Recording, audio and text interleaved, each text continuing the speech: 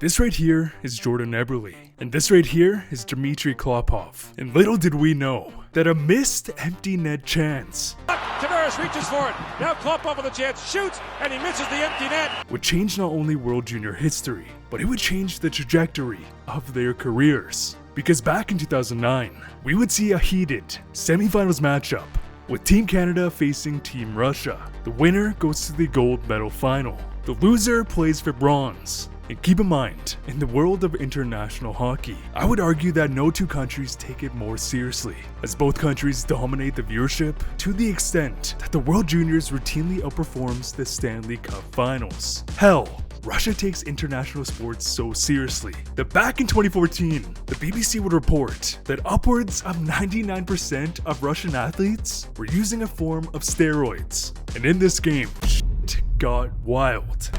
He's replaced by Brett Sonny. Here's Kane with an in front. Sonny scores! Back the other way, Dodonov at the end of a long chip. Canadian defenseman fell. In they come, score! With it, Evander Kane in front. Cormier spins and shoots, scores! Patrice Cormier! Kliukin walks in. Kliukin shoots. Stopped by Degurski. Rebound, score! Hudson walks in. He shoots. It goes off a leg. Drops down. Eberle shoots, score! Now knocked away from him. Grachev in. Getting Grachev. Shoots, scores! Sonny feeds out ahead for Esposito. Angelo Esposito, short-handed, score! Filatov for Goncharov. Here comes Filatov. Nikita Filatov, backdoor pass, they score!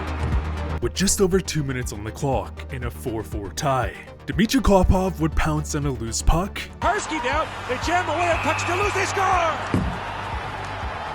Klopov got the last touch, where he would score his second goal of the game. So now down by a goal in the dying seconds, Canada would pull the goalie in the offensive zone, where they would run a play and attempt to feed Tavares a one-timer in the slot. However, it was intercepted and cleared, except the puck would end up on Klopov's stick. And I'm not sure if it's because he didn't expect the puck, which would cause him to panic, or maybe he was getting too excited about his hat trick. But upon receiving the puck, he had the advantage, as the two Canadian forwards were behind the play trying to catch up, and the defenseman Ryan Ellis was collapsing to the left. And instead of carrying his momentum up the ice, where he would have had a much better chance of getting closer to the net or, at least past center ice, Klopov would shoot for the empty net, and he misses the empty net, icing against the Russians. And after cycling the puck, my goodness, it would happen. Backhand towards the goal, loose puck, Eberle scores! Tie game!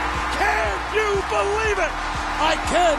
Jordan Eberle would score what is perhaps the most iconic World Juniors goal in tournament history. And after a scoreless overtime, the game would go to a shootout, where Jordan Eberle would take the first shot, as he would pick up speed at center ice and skate a straight line towards the goalie. And most players who take this route are gonna shoot the puck. However, Eberle would pull the puck to his backhand. The goalie would bite and attempt an aggressive poke check, but he was a fraction of a second early.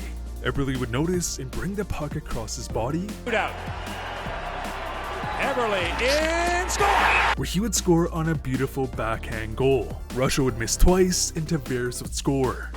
Tavares in, scores! So Jordan Eberle not only had 2 goals, including the game-tying goal, but he would score the shootout winner, where Team Canada would go on to dominate Sweden in the finals, where they would set the record with 5 gold medals in a row. And this is where things get fascinating. It's the momentum created from the World Juniors that leads into the rest of a player's career cannot be understated. Winning a championship can cause a massive spike in confidence. Like seriously. Heading into this World Juniors, Jordan Eberle was off to a slow start, so much so that he was nearly cut from the team altogether. However, Eberle would have an MVP caliber tournament. He would then not only tear up the WHL, but he would even get a call up to the AHL, where he would score at a point per game. And this momentum would carry into the next season, because in the next tournament, Eberle would be named tournament MVP, where he would then go back to juniors on another level, as he would win CHL Player of the Year. And with all this, it would lead to the nicest first goal in NHL history. A 2-on-1 now, Eberle right in on goal, drags the puck.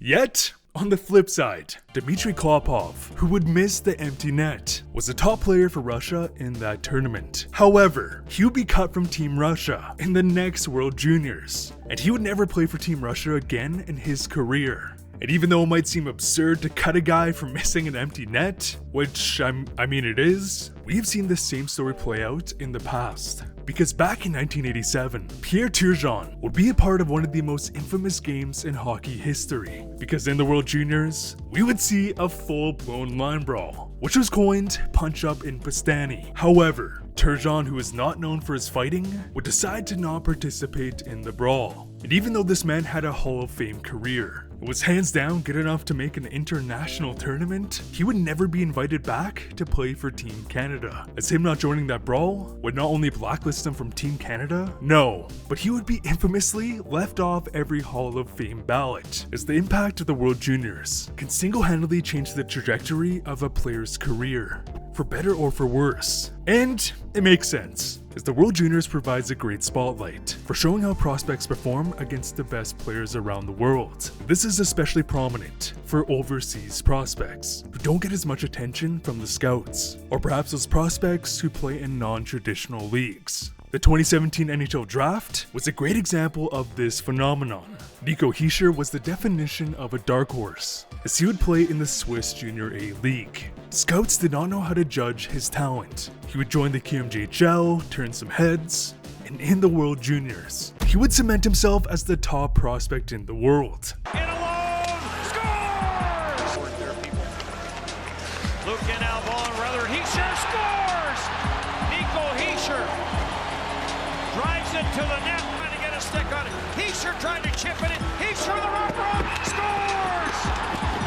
He would cement himself as the top prospect in the world. Before this tournament, Hischier was projected as a mid to late first round pick. And after this tournament, he would be drafted first overall. This right here is the power and influence of the World Juniors when it comes to cementing your draft standing. The World Juniors is arguably the most important games a prospect will play. Whereas on the flip side, we had Elias Pettersson, because in his draft year, Pettersson would opt to play in the Allsvenskan, which is the tier below the SHL. So right off the bat, scouts were confused on how to gauge his talent. Yes, he is putting up arguably generational numbers. However, Pettersson would have a bad World Juniors. Therefore, in the scouts' minds, it would confirm he was a risky pick. Like seriously, if Pettersson goes on to light up the World Juniors, there's a good chance he goes first overall. In this draft, we also had Cale Makar, who would opt to play in the AJHL. And for those who don't know, the AJHL is a tier below the WHL. And even though he looked like the next coming of Bobby Orr, because he didn't play in the World Juniors, scouts would never get the chance to gauge how he played against top prospects. Or perhaps Casey Middlestat, who because of his 2018 World Juniors, where he would win tournament MVP, would be ranked as the best prospect in the world. Ahead of guys like Cale Makar, Dahlin, Elias Pettersson, this right here is the impact of the World Juniors. The Cale Makar chase box is still in stock. Now, I don't know for sure, but I actually don't think it's been pulled yet, as I typically get a message or review when the main chase card is pulled. But every box comes with a guaranteed graded card.